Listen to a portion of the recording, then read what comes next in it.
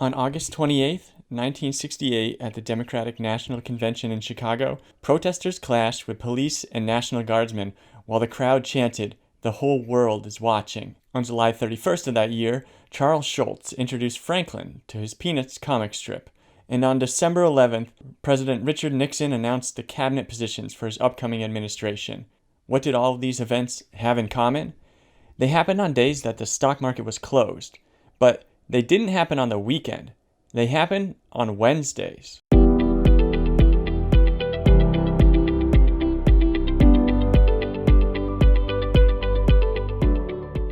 In 1968, the U.S. stock market was experiencing a boom in activity. In the post-World War II era, buyers had mostly experienced strong returns, and more people wanted to get in on the action. Adding to the surge in trading was expansionary fiscal policy related to the Vietnam War and shifting belief by professional money managers that aggressive trading rather than buy and hold was the way to maximize your returns. This led to good times for brokerages, but it also caused a problem. Transactions were largely recorded by hand at that time, and physical movement of stock certificates needed to take place to complete trades. As a very brief rundown of what had to happen, it goes like this. A seller had to transmit the certificate to the buyer, signed and notarized. The buyer then had to send this document to the issuer's transfer agent, usually a large bank, which formally recorded the change in ownership for the payment of dividends and that sort of thing, and issued a new certificate in the purchaser's name. Making things worse, certificates usually represented about 100 shares or fewer. An investor who purchased 500 shares then would cause all that process to have to happen 5 times. As a result, the quantity of paper changing hands on Wall Street was crazy. One study estimated that in 1968, firms listed on the New York Stock Exchange had to issue 100 million new certificates. Then, of course, the brokerages also had to keep track of who owned what on their books. This was a separate process whose outcome had to match what happened with the certificates. One person compared the manual process to something that Bob Cratchit from A Christmas Carol would have fit right in doing, even though that story took place more than 100 years prior. It was just all done by hand. So with that all in mind, obviously pressure was building on the back rooms of brokerages to get everything done right and on time. The New York Stock Exchange had anticipated this problem and, in 1965, ordered a study to estimate how much time they had to solve for what was coming. At the time, there were 5 million shares traded per day. The study concluded that this would double to 10 million by 1975. That didn't happen. Instead, the New York Stock Exchange averaged 10 million shares per day in 1967. The results of this were as you'd probably expect. Trades were completed outside their normally expected windows and mistakes were made. Today, you might hear the term fail to deliver, or FTD, in reference to naked short selling. In the late 60s, this had a more literal meaning when the certificate of the stock you had purchased was not delivered either to you or your brokerage on time. A survey done in the spring of April 1968 found that several $1 billion worth of shares were outside of their required window, and nearly a quarter of that was over 30 days late. And that was a problem that got worse as the year kept going.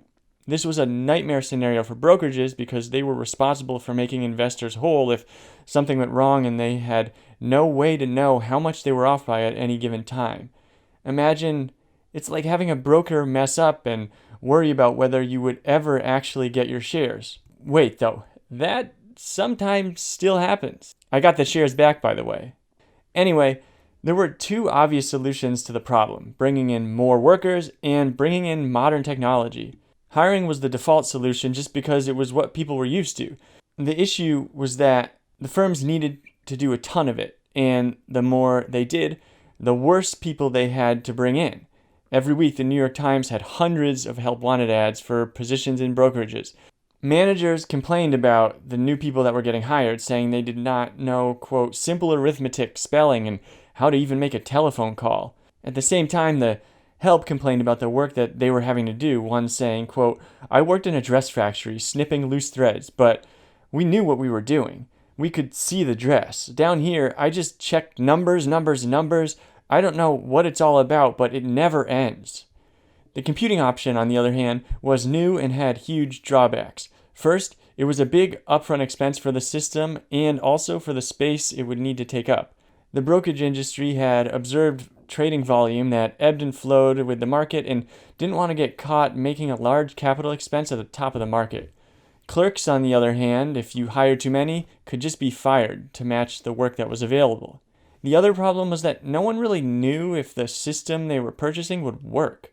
A year later, computers would be trusted to put a man on the moon, but still, in 1968, you didn't really know what you had bought until you turned it on. More common were reports of companies having a functioning setup, laying off a bunch of staff that the automation replaced, and then being devastated when a bug halted the computers and they couldn't find people to rehire to pick up the slack in the meantime. The investments in staff and technology and the losses from having to make customers whole when botched transaction defied correction hurt the finances of Wall Street companies, but there was still one more blow to their balance sheets. The chaotic environment where books never balanced on time and physical certificate transfers were months delayed was perfect for crime. If you wanted to, you pretty much could walk in, pick up stock certificate, and walk out with it. The play from there was to use the certificates as collateral at a bank to purchase treasuries and then cash in those treasuries before anyone realized the stock certificates had belonged to a different owner. Some of the new hires stole on their own, maybe to justify the hard work they were putting in and the long hours, but most of the theft was driven by organized crime. They would intimidate some existing workers, or in more ambitious cases, they would just get one of their guys hired since workers were always in demand. The market was apparently so robust that you could buy stock certificates on pre-order.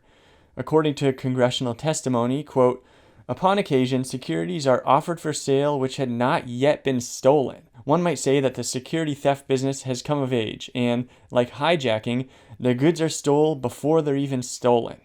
With all this in mind, the dramatic step was taken, beginning in July 12, 1968, to cease all trading on Wednesdays so that back offices could stabilize their paperwork logjams.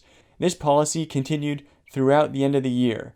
It did create some weird dynamics, with every day of trading being either an opening or closing day of a mini week, and stockbrokers getting an extra day off while their counterparts were still working massive hours. But over time, the backlog relented.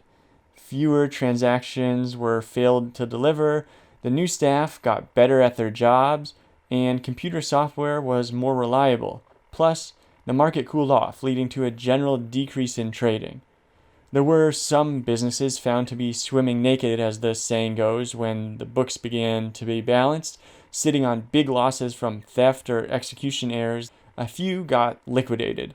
There was also the creation of a centralized way of managing certificates, so they didn't even have to constantly be shipped to account holders anymore.